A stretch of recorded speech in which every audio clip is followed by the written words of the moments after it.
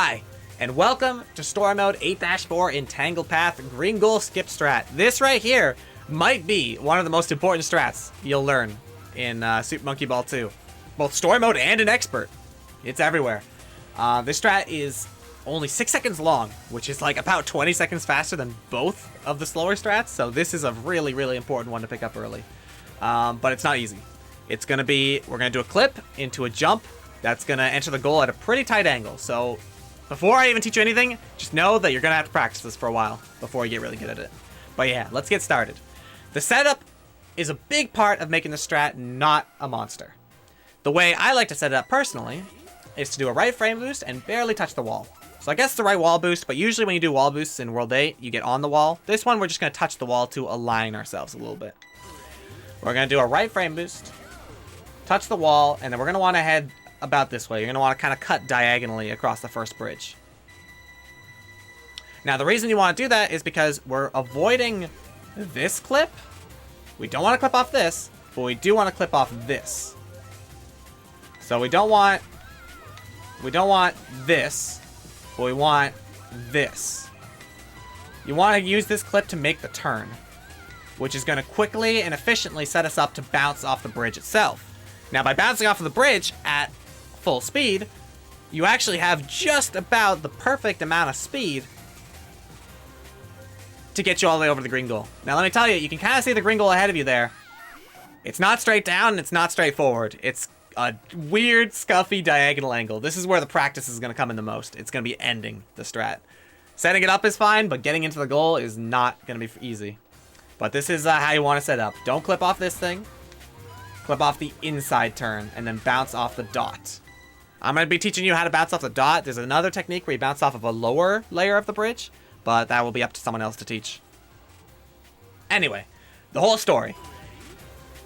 Right frame boost, into the wall. Touch, cut in, clip, bounce off the dot, head towards the goal. And what can I say? Isn't that what not entering the goal looks like? That'll happen to you a lot, I'm sorry to say. But if you do it ideally, you'll actually be somewhere in between the party ball and also the concrete that's in front of the tape. It's a very small space where you're not touching the party ball or the tape, but it exists. It exists. So as you can see, watch my input display carefully, of course. If you watch my input display, you'll notice that most of this is holding up. You do need most of the speed you can get off of going towards the goal. Like, crossing the distance does take a decent amount of horizontal momentum. But you'll notice it doesn't take all of my horizontal momentum. Once I get close to the end, I start pulling back. And this actually achieves two things. Two very helpful things. Obviously, slowing down means you won't overshoot it. Like, let me show you what happens if you don't slow down at all. There is such thing as too much speed on this stage. Yep. There was definitely, like, the entirety of the tape was well behind me by that point. So I just bounced off the top of the goal, which is savable sometimes, but usually will kill you. Now, there are two purposes that are served. Like, obviously, number one, if you pull back, you don't overshoot the stage. But number two, you also can manipulate the party ball a little bit. I don't want to get too much into detail because there's only one thing you can do on this stage. But basically, by pulling back at the end, the party ball swings downwards, which creates a little bit more room to enter the tape. Let me see if I can kind of show you the difference between pulling back and not pulling back. Let's say I get an attempt that's like pretty fast, and I can just like angle into the goal. Like, that was neutral. I didn't pull back. I just allowed myself to fall into the goal. Yes, I made it in, but I only made it in because I was actually heading towards the tape. If I wasn't heading towards the tape, I was dead. But luckily, I just like set that up correctly. But with the back input as your final input, you can actually be a little bit ahead of the tape and get a side goal. Which, that one was an attempt where I had so little speed that I kind of need to hold up the entire time, so I couldn't really manipulate it. There we go. Watch that replay back. I didn't cross through the actual tape. I crossed through the area in between the party ball and the right side of the goalpost. And the only reason that's possible is because the actual trigger for completing the stage is everywhere in between the party ball and the goalposts.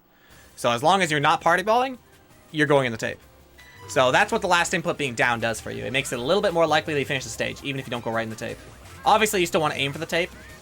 As a rule of thumb, the tape is where you want to be, But if your last input is down or down right, you have a higher chance of succeeding even if you don't succeed at that goal, which is good because succeeding every time at this angle is really, really, really hard to do.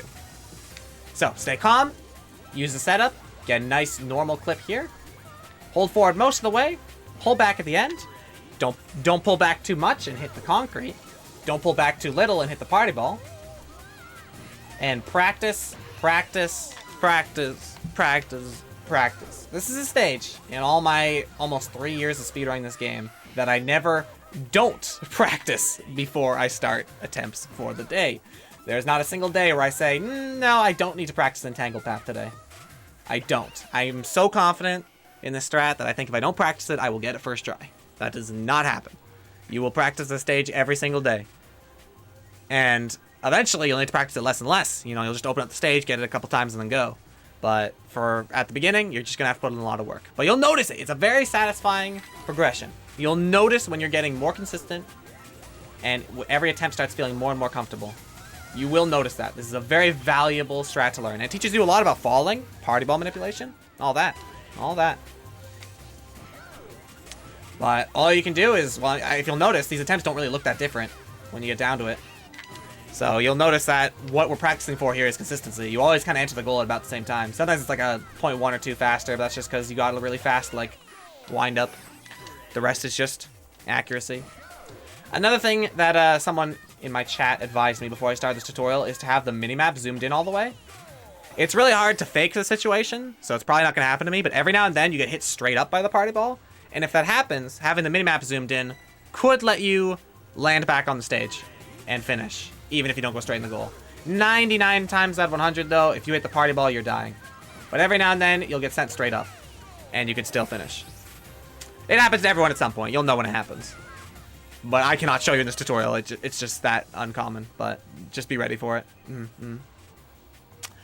That really feels like everything you can say about this stage. This is a really important strat. I hope I did a good job of teaching it. I wonder if there'll be some second opinions from some other top runners.